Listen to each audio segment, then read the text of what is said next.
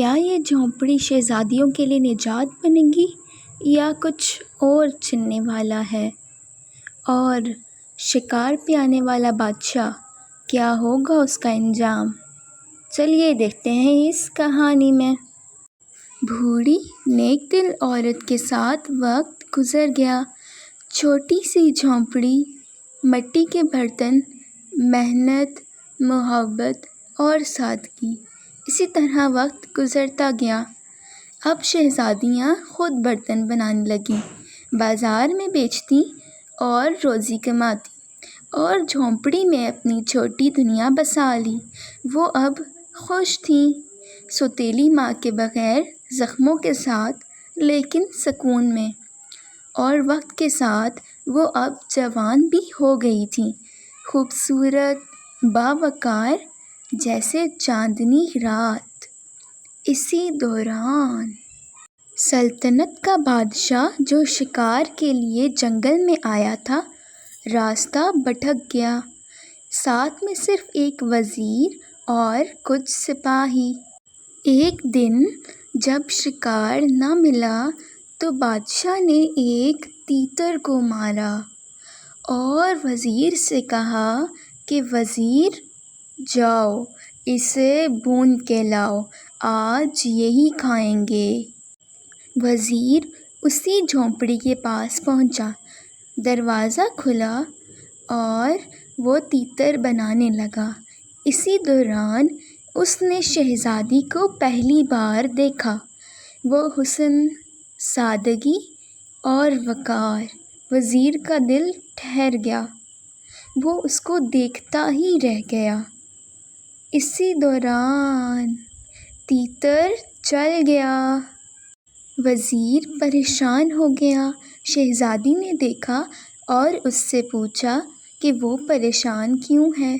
وزیر نے سب کچھ سچ سچ بتا دیا۔ شہزادی نے کہا، میں تمہاری مدد کروں گی، لیکن ایک شرط پہ، تم کسی کو میرا نام یا چہرہ نہ بتانا۔ پھر شہزادی نے دودھ اور مسالوں سے تیتر کو مزیدار بنا دیا، جس کو دیکھ کر وزیر خوش ہو گیا۔ لیکن تیتر اتنا مزیدار بنا تھا کہ بادشاہ کھا کر حیران رہ گیا اور بولا، یہ تو نے نہیں بنایا، مجھے سچ بتا۔ وزیر نے جھوٹ بولا۔ بادشاہ نے غصے میں آ کر حکم دیا، وزیر کو زمین میں گاڑ دو اور گھوڑے سے کچل دو۔ ڈر کے مارے وزیر چیخا، رکو رکو، بتاتا ہوں، وہ ایک لڑکی ہے جنگل کی جھونپڑی میں۔ شہزادہ خود جھونپڑی کی کھوج میں نکل پڑا۔ اس رات دونوں شہزادیاں باتیں کرنے لگیں۔ بڑی بہن نے چھوٹی بہن کو سمجھایا کہ اگر زندگی میں کچھ ہو گیا یا تمہیں کہیں جانا پڑا تو میری یہ نصیحت اپنے ساتھ رکھنا، جب بھی تم کہیں جاؤ تم اپنے ساتھ گندم کے دانے رکھ لینا اور جہاں جہاں سے گزرنا دانے گرا دینا، میں انہیں دیکھتی ہوئی تم تک پہنچ جاؤں گی۔ اگلی صبح بادشاہ خود جھونپڑی پر پہنچا اور شہزادی سے ملاقات کی۔ بادشاہ شہزادی کو دیکھتا کا دیکھتا رہ گیا۔ شہزادی واقعی بہت حسین اور خوبصورت تھی۔ شہزادی نے اپنی بہن کی ہدایت کے مطابق بادشاہ کو یہی بتایا کہ میں یتیم ہوں، اکیلی رہتی ہوں اور اماں مر چکی ہے۔ بادشاہ نے شہزادی سے کہا، میں تم سے شادی کرنا چاہتا ہوں۔ شہزادی یہ سن کر خاموش ہو گئی۔